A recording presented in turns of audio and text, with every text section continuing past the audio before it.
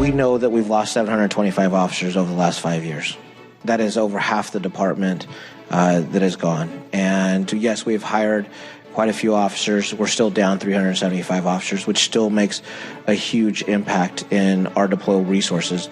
But it also makes a huge impact in officers, even the morale. Well, that's Seattle Police Chief Adrian Diaz there breaking down the numbers on the challenges of police hiring. Is the answer spending a lot more money on officer salaries? He sure seems to think so. Also, what's happening with a series of public safety forums involving Seattle Police, the mayor, and a host of other partners. Plus, why is the King County Sheriff's Department suing the city of Burien over its new ban on public camping? Some big public safety issues, also some issues with Seattle's online court system, too, and the municipal court. All this and more this week on Seattle News, Views, and Brews, your coffee break political podcast. I'm Brian Callanan. I'm a host on Seattle Channel, coming to you remotely today, and I'm working with some new technology here, so work with me here, folks. The views expressed here are mine, and I am once again with my co-host, David Croman of the Seattle Times. And David, thank you for being here once again.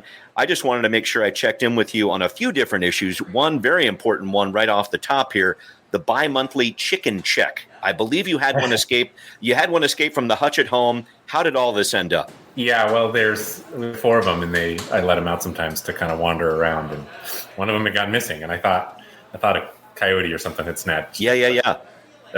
Didn't come back at night, but then the next morning I heard a clucking from the bushes, and out it popped. So it just needed a little alone time. I love it. Yeah, Brian. That's what they say about chickens. That's great. David, thank you so much for joining me as always here. Thanks to everybody who is tuning into the show here. Thanks especially to our patrons. I wanted to give a special shout out to Cheryl, who signed on a few weeks ago. Cheryl, you rule. Thanks for doing that. At the very accessible $5 per month level, folks, we answer your questions during the podcast. We give you access to Patrons First episodes. Also, find us on Patreon at Seattle News, Views, and Brews.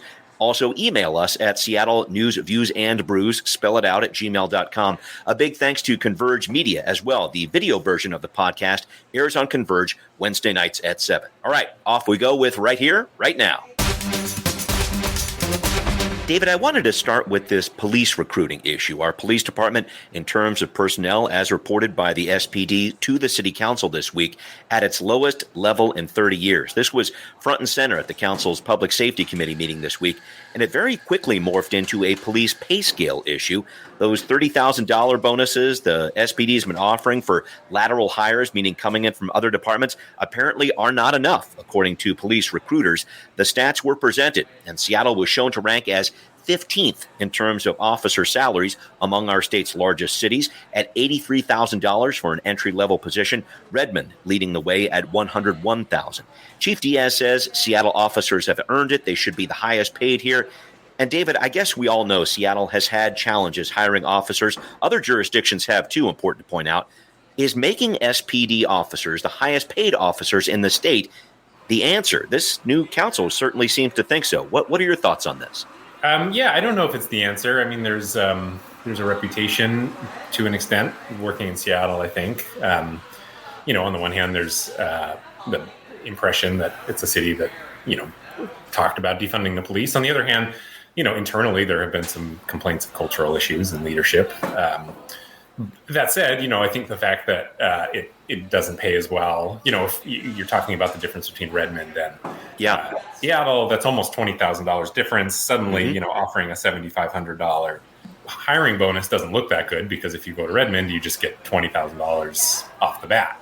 And so I think, I think the hope is that a new contract will increase things. I think there's a little bit of a risk at the same time that when the new contract is signed, there could actually be some more exits, at least initially, because this contract has been expired since 2020. So if and when they sign the contract with a lot of officers that are going to get a lot of back pay, and so then you get a big check in your pocket, and then think, all right, now I'm going to go and take a hiring bonus somewhere else, or whatever it might be.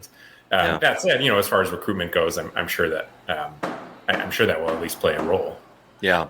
I was just trying to think about this whole contract and going forward here. We're hearing a lot about dollars right now, not as much about police accountability, which I know is going to be an important part of this contract.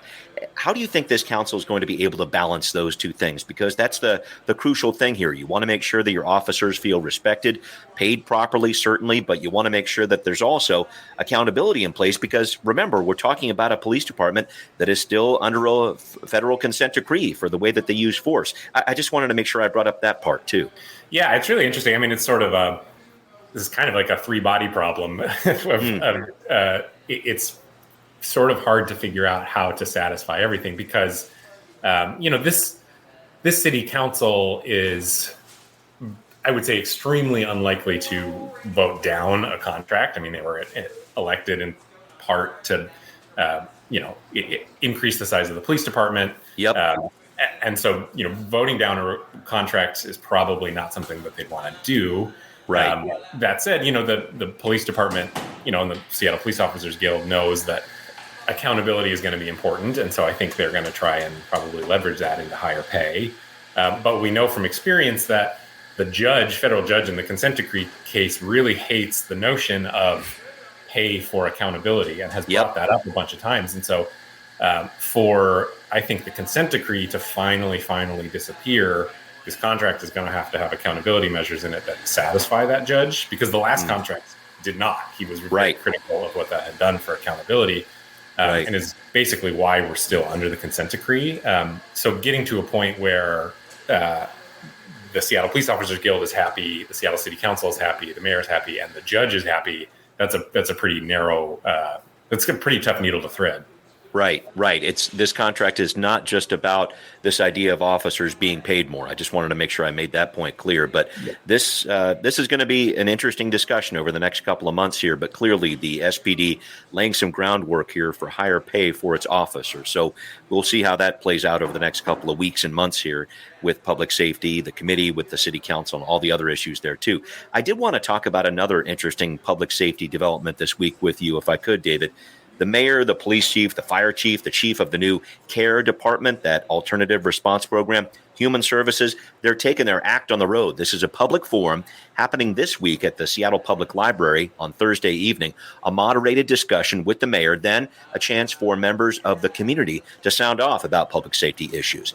And I guess the overall plan here, David, is to have these forums in all 5 police precincts in the city. What do you think, David, the mayor is trying to accomplish here? What's going to come out of these forums? What do you think about this?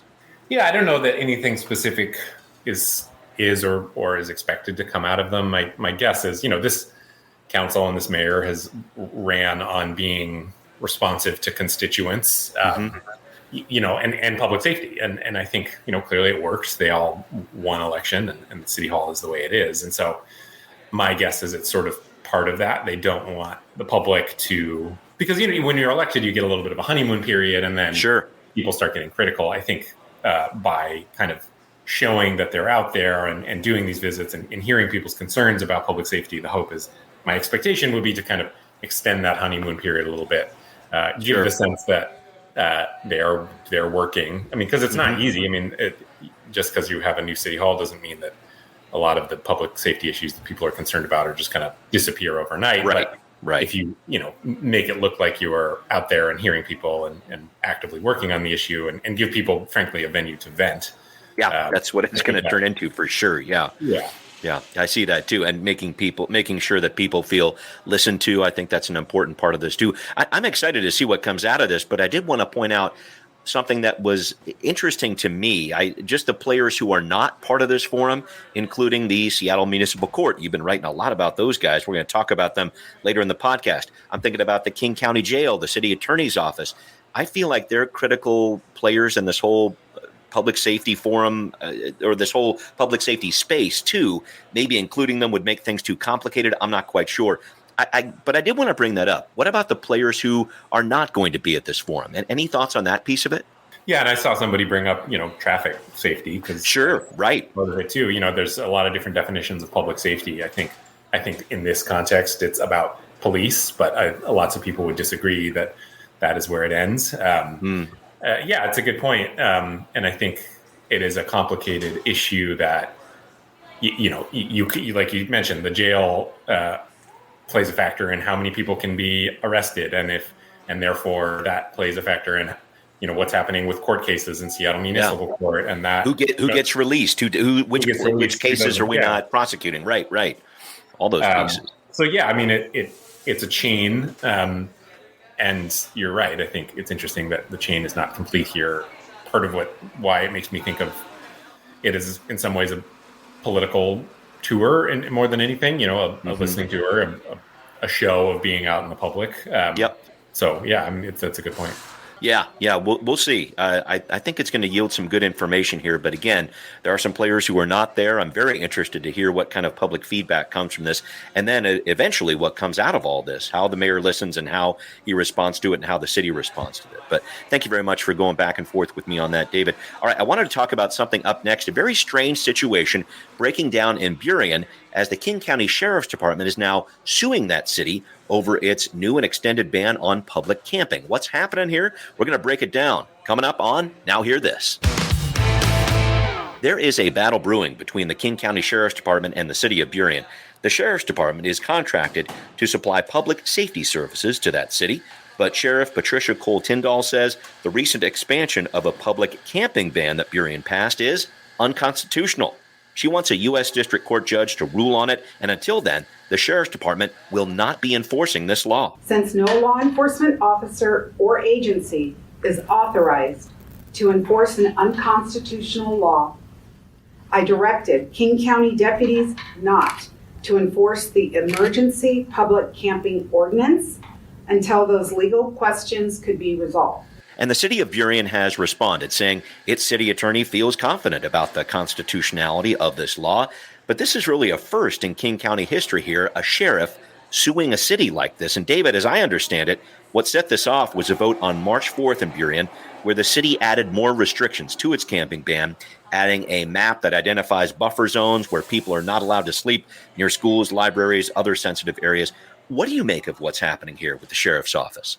Yeah, it's fascinating. In some ways, it's kind of, it makes me think as the sort of inverse of some of what we saw around the some of the use of force laws that were passed at the state level and the police chase laws. When those were passed, a lot of police departments around the state were saying, we're just, despite what some lawmakers were saying, some police officers were saying, look, we're just not going to chase people, or we're going to really be hands off and not use of force because we are concerned about our liability with this new law. We need more kind of attorneys. So it's not unprecedented that a law enforcement agency would back off of some kind of enforcement action over concerns about liability. This one just happens to, before it was kind of perhaps more conservative leading folks who were saying that the state laws were causing a problem. This is kind of the inverse, that it's kind of more the other side of the political spectrum that's saying, the sheriff's office should pump its brakes due to liability. The fact that the sheriff's office has sued, that is an escalation that didn't exist in those other fights that I mentioned.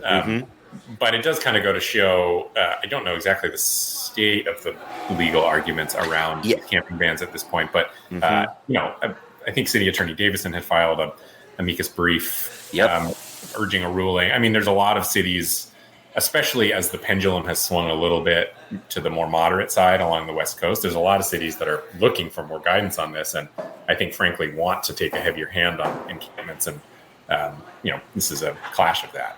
Oh, yeah, for sure. And let me jump into some of those different legal pieces. You're going right the direction I thought we'd go here, because with the city of Burien by itself, this is not the only legal issue that the city is facing here. There are 3 homeless people in the nonprofit Seattle King County Coalition on Homelessness. They've also filed a lawsuit against the city of Burien about this camping ban. That's in the King County Superior Court.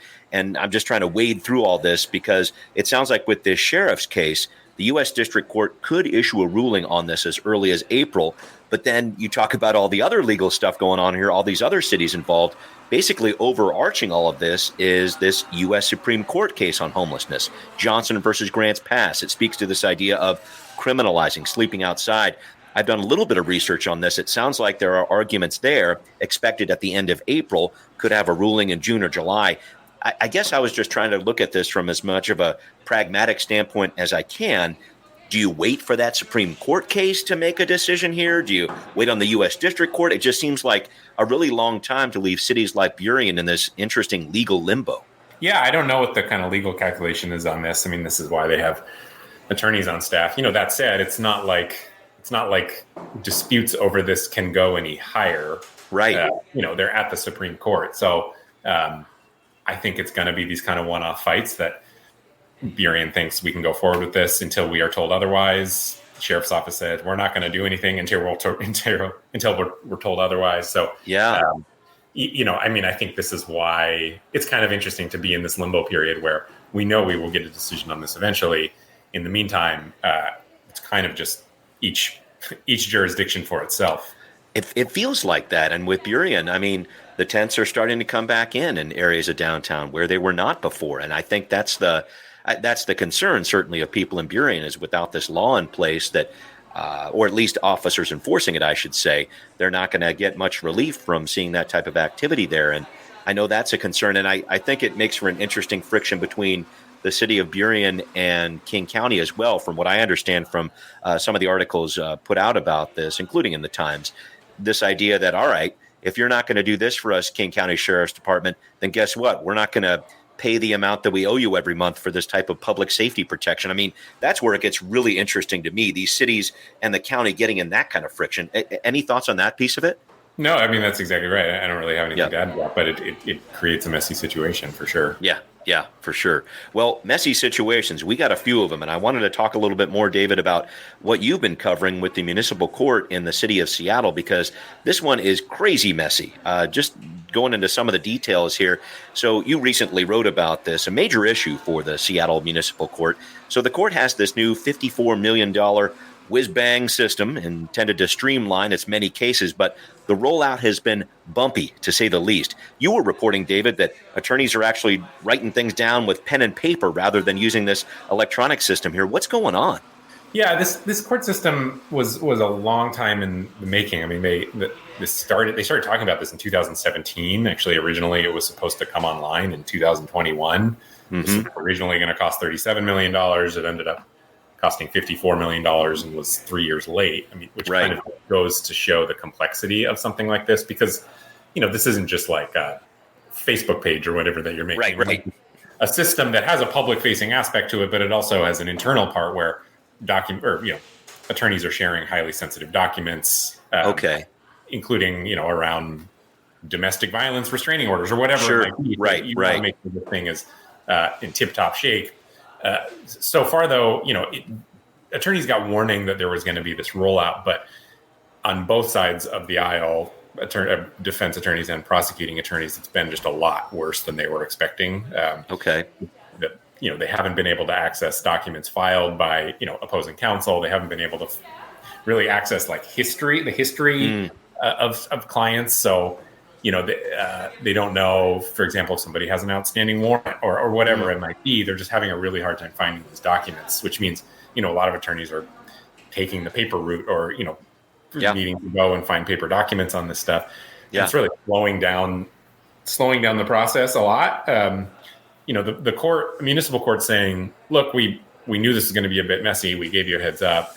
This is going to take some time, but that's kind of cold comfort to the attorneys and their clients who see their cases, which, when you're talking about misdemeanors in municipal court, speed is pretty essential, because these are not murder trials that go on forever. This is about low-level stuff. So, you're keeping people in jail longer than they otherwise would, for example, is that's a problem if you're just talking about, a shoplifting charge or whatever. Yeah. I was going to ask about that. What impact does this have on people who are arrested, detained, or whatever else? Does this turn into a legal issue for them where they can say, hey, city, I'm suing you back because you kept me in jail too long? I was just trying to figure out what the fallout of this is going to be. Yeah, I don't know. I mean, it's not like people are spending days and days in jail. Right. But there's pretrial hearings, or you're arrested, you're booked into jail, and then there's a conversation about whether or not you should be let out on personal recognizance or not. Those conversations are usually really speedy, and they're just taking a long time. And so someone who might spend a few hours in jail is now spending a whole day or multiple days in jail, possibly. We don't have any specific examples of this. Right. Okay.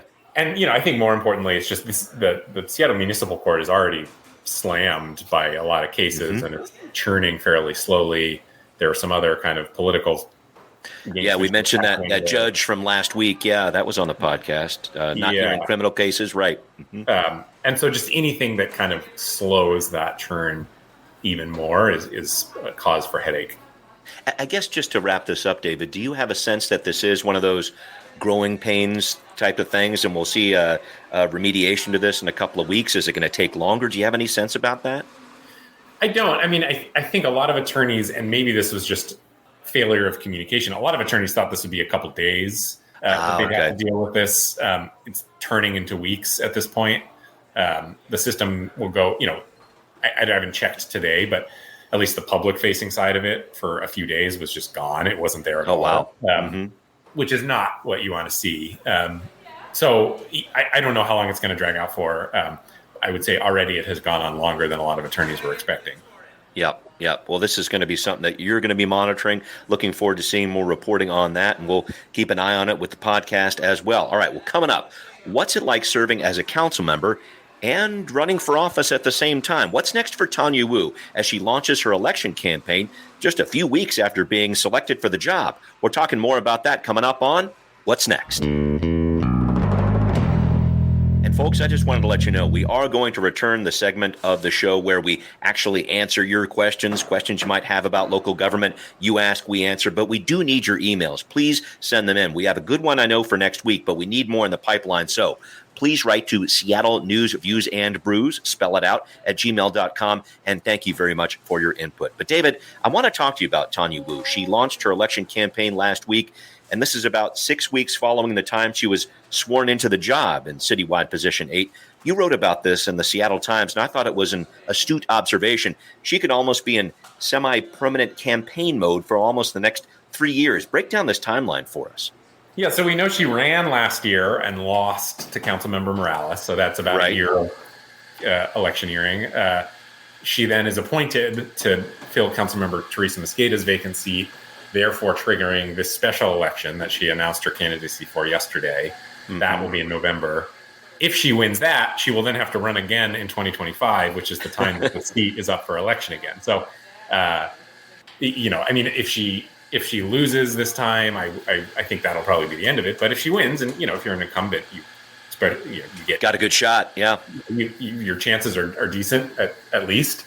Then she'll have to basically a few months later turn around and start campaigning again. So, I noticed when I reached out, because I couldn't actually make it to her announcement, so I reached out just to be like, hey, let me know. I'm not going to be able to be there. So, and I was expecting to get like a media person to contact me back. It was Tanya Wu, who was the one who run her media. And so it's an interesting, she's going to be pulled in a lot of different directions on this. Mm-hmm. It's hard to run a campaign and be a council member at the same time. We'll see how she balances that. Yeah, it is. And I know that Ethics and Elections is going to be watching her closely to make sure that she keeps a fine line between stuff that is connected to her campaign, stuff that's connected to her job. Because when you talk about this job, she's still very much learning a lot right now. I mean, I think that's an important part of this too, learning to be a council member and learning what happens next. But I did want to talk about the possibility of who runs against her this fall here, because I remember when she was sworn in back in January, a lot of that consternation over the big influence of the business lobby and her getting that job. The pushback from Councilmember Morales, who said, hey, everybody, remember this in November. She actually said that in a council meeting. Do you see a comeback mounting from a more progressive candidate, or what do you think? Any ideas on that to start? I don't have any names. I haven't been chasing names either, because at this point it kind of pretty early. And it's actually not that early anymore. But once you start chasing rumors and stuff, you just kind of get on a hamster wheel. So I've taken to just waiting until stay off the wheel for now. Yeah. Okay. Yeah, exactly. I've taken to just waiting until people tell me they're going to run, and then I write Fair. about it. But, okay. So I don't know who's going to run. I would expect that. Yeah. I mean, we're not going to see a challenge from the sort of business community as is well established. They were backing her and pushed for her appointment. So she's their person. Traditionally in Seattle politics, that would mean there's kind of a more lefty, maybe slightly more labor-backed candidate. Mm-hmm. I know that labor was not pleased with how labor is not really a monolith, but some fairly large labor unions and representatives were not happy with how her appointment went. So I would think that they're having conversations with people to challenge her. I don't know who that is, though. And to my mind, there's not like a super apparent person. That's probably more my own ignorance than anything. Okay. Yeah, I'll be curious to see. Yeah, no, that's going to be interesting to watch there. But again, this is something that's going to be unfolding over the next several years. I appreciate that piece you had in the Times there, David, and thank you for breaking it down with me right here on the podcast. And I did want to talk a little bit more about an important issue. I know I always like to screw around with you when I talk about what's going on with gardening and whatever else in your garden and mine, but there was some fairly serious news over this past week. Washington State is in this new cold hardiness zone when it comes to plants. We're now in 9A, as it's described, which is the same as northern Florida. This blew me away. Apparently, half the country basically edged up half a zone, about 5 degrees Fahrenheit. I just wanted your take on what's going on here.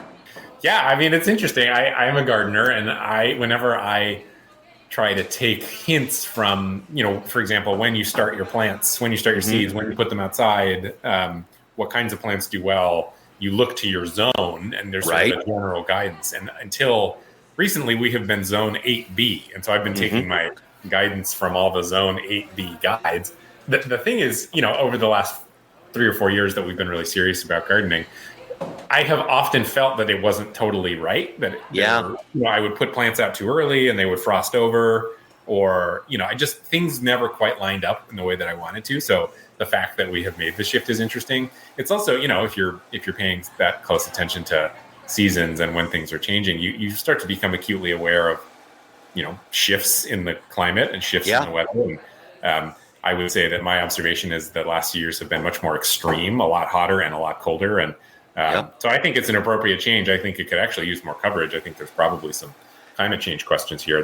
That article that I posted was kind of more about, more for gardeners and how they should treat this rather than the sort of societal, environmental implications of this. But I think there's more to write about. Oh, agreed. When you say, "Oh well, we just went up 5 degrees" or whatever else, I mean, there's more to it than that. And I guess the takeaway from me, this doesn't mean start planting cactus out in the front yard, right? Or how do you approach this? Yeah, I don't know. Actually, I think it means expect hotter summers. I think it's probably good news for tomato lovers who don't want to build a little greenhouse. Again, my experience has been that the last frost has been a lot later than we expect. So again, I think it's just kind of maybe a little more extreme. I'm not an expert in it by any stretch, but I will be by the end of this year, I think. Well, is it something where you're going to experiment more with different plants, or what are your thoughts on that? I know I read that article in the Washington Arboretum is like, maybe some of those things that you thought might not do as well before, maybe we try some of those out. Is that the next step here, maybe? Yeah, maybe. I mean, my experience is, I remember growing up, it was like always seen as basically impossible to grow tomatoes around here, or at least get good ripe ones, unless you were really, you had a nice greenhouse and all that. In the last couple of years, we've been able to grow tomatoes without the help of a greenhouse, and they've been us too. I think that's a change for sure. And so, I think the ability of Washington gardeners to grow things like tomatoes and spicy peppers or eggplant or things like that, without, we use a little hoop house, greenhouse to kind of speed things along so we get our tomatoes earlier. But I think it's now well within the realm of possibility to just do it without any kind of that heat capturing technology. And that's a big change. I mean, that was seen as basically impossible to do when I was growing up. Yeah, our salad days are just ahead, David. I can't wait to hear more about what's going on with tomatoes at your house and mine. But this is a big story, and I'm glad you had the experience to help us break it down once again. Thank you, David, as always, for joining me. Thanks to everybody who is listening to this episode of Seattle News, Views, and Brews, where you can always find out what's brewing in local politics. Thank you especially to the patrons who support the show. Please get in touch. If you are a patron out there, send us some questions. We want to hear from you. Seattle News, Views, and Brews at gmail.com. This podcast is on Apple, Spotify, Stitcher. Wherever you listen, we are there. Please also find Seattle News, Views, and Brews on Patreon. We really need you there. Show your support there as well. Thanks for watching on Converge Media, too, and we will see you next time. Seattle News, Views, and Brews is an independent production of Callanan Media Services. Copyright 2024.